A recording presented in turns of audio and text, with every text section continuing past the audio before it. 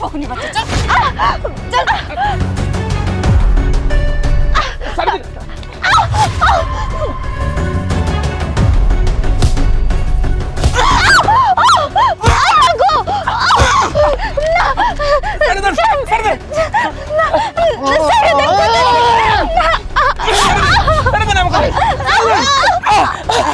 বান্দির বাচ্চা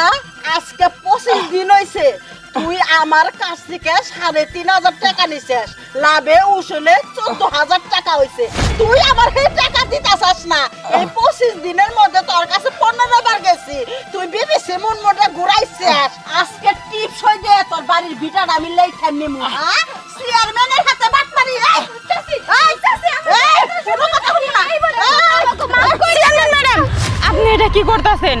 ওরা হলো গরিব মানুষ অসহায় মানুষ আপনার কাছ থেকে টাকা নিছে ওরা তো কইছে এই বছর পাটটা বিক্রি কইরা আপনার সম্পূর্ণ টাকা দিয়ে দিব তাই বলে কি আপনারা ওরে এভাবে মারবেন বান্দির বাচ্চা এই কাগজ দে দে টিপস দে ভালো করতেছি ম্যাডাম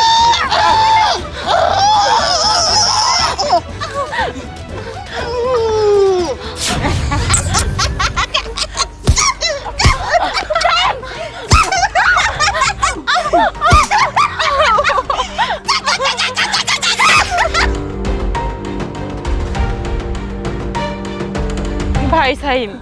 তোরে তো আমি আগেই কইছিলাম তুই কোন সময় সুধারুর কাছ থেকে টাকা নিস না এই মুনমুন যে খারাপ তুই তো জানোস না ঘুরাই ওর লগে দৌড়িয়া পারে না আর তুই তো মানুষ এখন কি করবি বোন রে টাকা কি আমি এমনি এমনি নিছি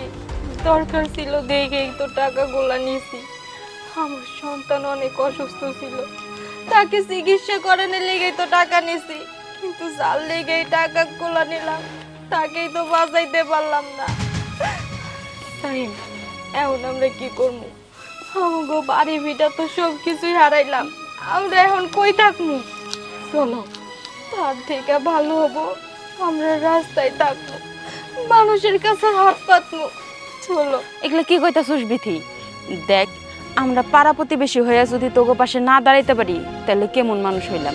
মানুষ হয়ে তো মানুষের পাশে দাঁড়ায় আমি তো আর ওই ঘুষখোর মুনমুনের মতো না যে না আমার বাড়িতে থাকলে তোকে ঘর ভাড়া দিতে হইব আমার বাড়িতে তোরা মাগনা মাগনা থাকবি কিন্তু তোরা কামাই করেই খাবি তোকে হাত পাও কি পয়সা গেছে নাকি আঙ্গু ভাষাই থাকবি চল তোরা বোন রে তোরা এত ভালা আজকে আমার নিজের ঘরের মানুষ থাকতেও আমার বাইরে বাইরে পথে পথে থাকা লাগে ভাড়া থাকা লাগে মাইসের কাছে আর তোরা আজকে আমার পাশে দাঁড়াইছস দেখছো যার কেউ নাই তার আল্লাহ আছে আল্লাহ একটা ব্যবস্থা করে দিছে চলো